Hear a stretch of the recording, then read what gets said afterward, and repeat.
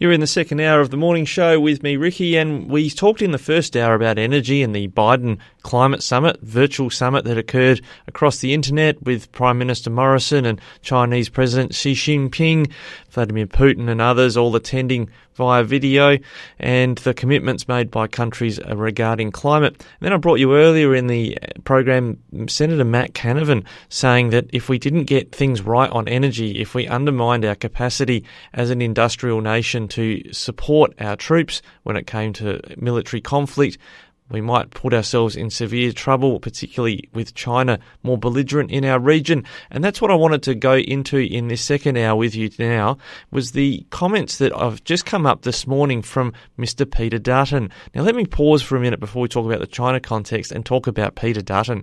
Now, you must remember that Peter Dutton was a leadership contender against Scott Morrison when Mr. Morrison ultimately prevailed and became Prime Minister. Mr. Dutton, it is fair to say, is someone cut more from the political cloth of the likes of Tony Abbott, someone further to the political right than, say, Mr. Morrison.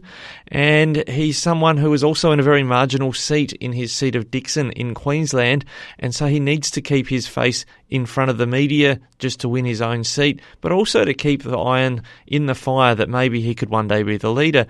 Now, when he was the Minister for Home Affairs, he was perhaps having to handle some portfolio matters, particularly when it came to immigration, that made certainly some people not like him very much on the political left. If you want to stir up anyone who aligns themselves, say, with the Greens, just hold up a picture of Peter Dutton or even a potato with two eyes on it, and they'll instantly just start shaking and convulsing because they really hate Peter Dutton.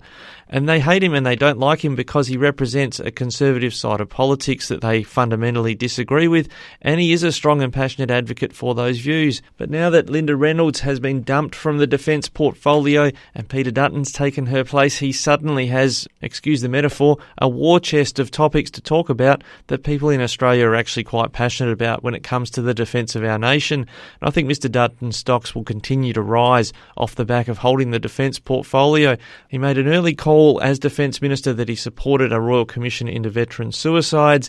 He pulled rank on the Chief of the Defence Force on the matter of Afghanistan medals for members of the SAS, well over 3,000 if not 4,000 troops that the Chief of Defence was going to strip their honours from, and Mr. Dutton has ended up restoring those honours, saying we'll only punish the bad eggs if they're found to have been criminally liable after the findings in the Brereton inquiry. But Mr. Dutton had this to say about China earlier today. We're not going to have our values compromised. We aren't going to surrender our sovereignty. We shouldn't be entering into agreements that aren't in our national interest, Mr. Dutton said, and he's referring to the Belt and Road deal that Victoria had with China that has been scrapped using new veto powers by the federal government. Mr. Dutton also said, we are standing up for who we are. We've got very important diplomatic relations with many countries, including China, but we aren't going to be compromised by the principles of the Communist Party of China. Mr. Dutton referred to China's military bases in the region and cyber attacks, saying all of that is not the actions of a friend.